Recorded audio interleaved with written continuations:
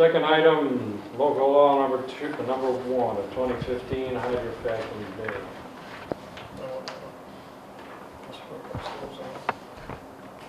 This proposed local law has been approved by the Genesee County Planning Board. It is also at the July 22nd, 2015 Planning Board meeting. A motion was passed unanimously recommending that the Town Board adopt local law number 1 of 2015 in its current form and edition. And this is signed by Bill Van Alst, Chairman of the Stafford Planning.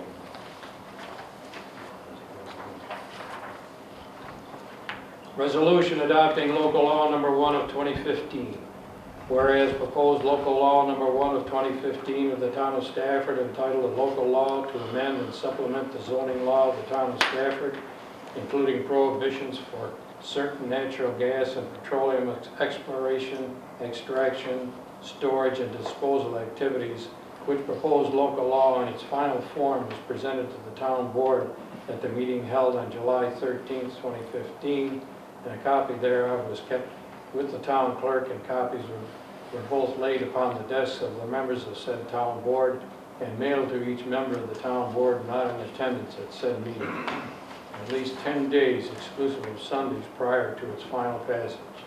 And whereas a public hearing on the advisability of enacting said proposed local law was held on September 14th, 2015 before this Town Board, pursuant to public notice duly published in the Daily News, according to law, at which time all interested persons were heard.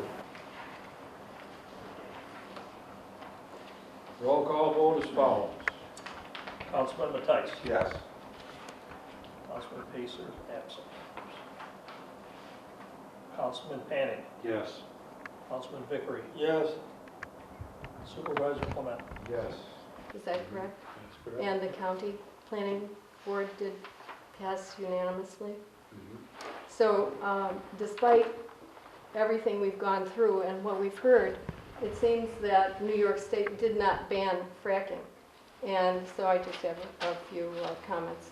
The enactment of that. I have, if you want to see the emails that they've sent me, I'll be glad to provide them to you. They go by their rules.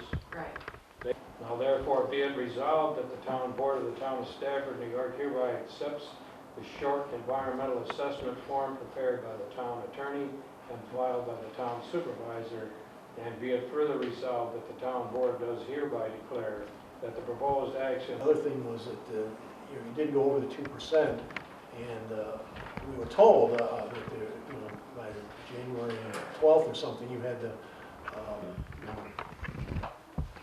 They usually do pretty well.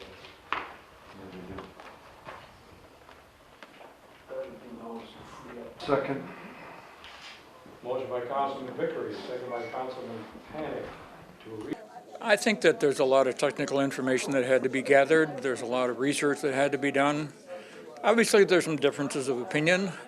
There were some people here that didn't particularly want the law passed, but we persevered. We used a lot of what's going on in Pennsylvania as examples of why we need something like this. And we had an environmental attorney who came in and wrote the law, like he did for 200 other towns and villages in New York State, wrote the law on a pro bono basis for us so that it was really what we needed to protect this town. They've been working very hard for 3 years, and it finally paid off. We have more protection in our town than most other towns in our entire area. Well, what personally changed your mind? You just said you were the biggest reason. I was the biggest reason. I mean, I'm not stupid.